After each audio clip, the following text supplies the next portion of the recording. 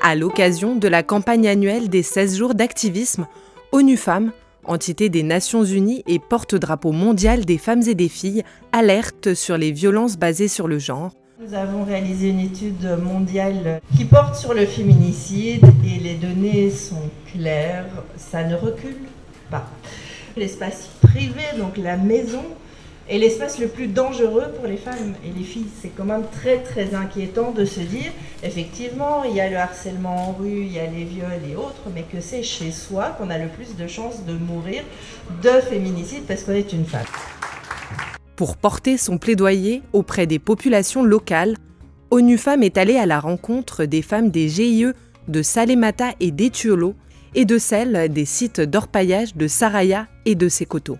En termes d'organisation, d'abord, il faut qu'elles soient fédérées dans une organisation faîtière.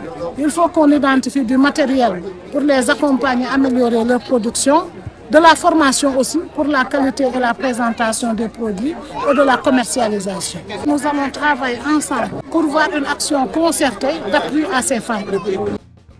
Dans la capitale, femmes politiques, journalistes, entrepreneurs, militantes ou encore écrivaines de diverses générations se sont rassemblées au CERD autour d'un panel de discussion 100% féminin sur les problématiques liées au genre dans nos sociétés et sur les moyens de lutte de chacune.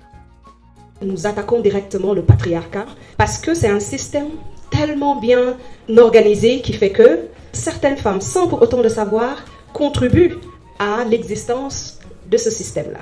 Il faut trouver un vaccin aux violences basées sur le genre, parce qu'on a des cas infectés, on a des cas plus ou moins guéris, et on a des cas en instance qui sont là et qu'il faut vraiment soigner.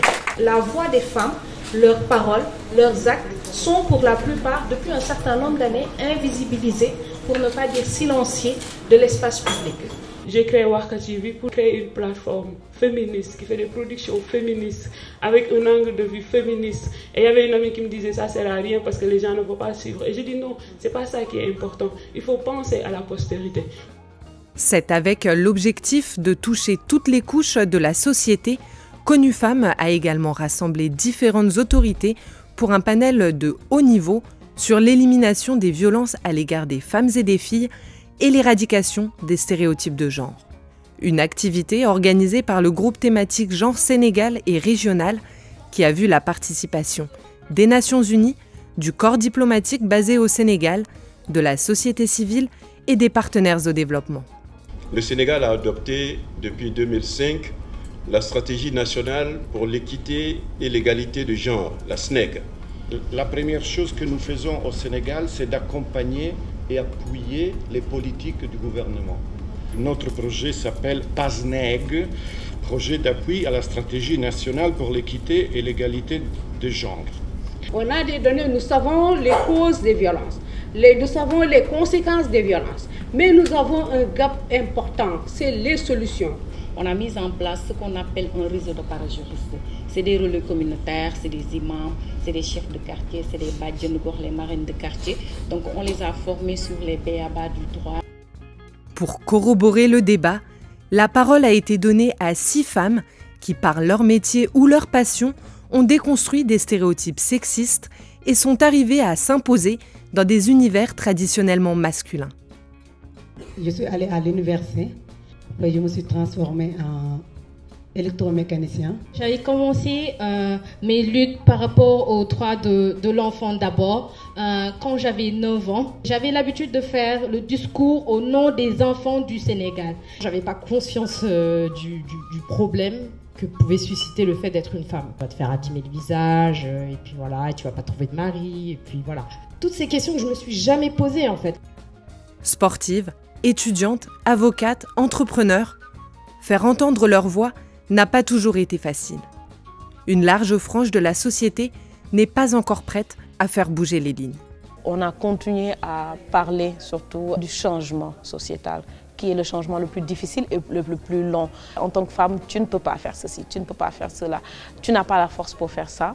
Il est important de pouvoir toujours faire ce rappel sur ces stéréotypes que nous rencontrons dans notre vie de tous les jours et qui sont des barrières pour énormément de filles.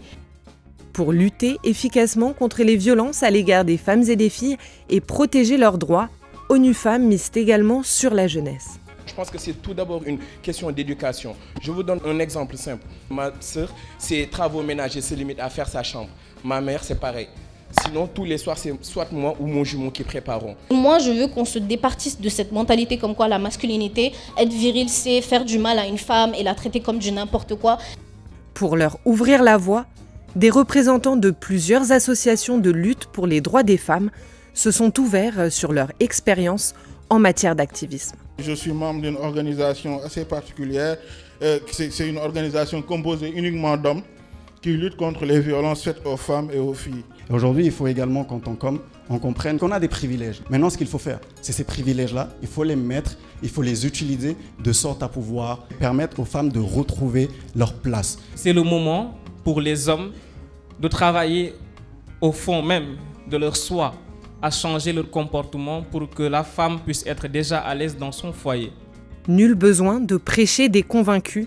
Les étudiants, à travers une série d'interventions et de plaidoyers, ont tour à tour décliné leur ambition pour un futur égalitaire, exempt de violence pour toutes et tous.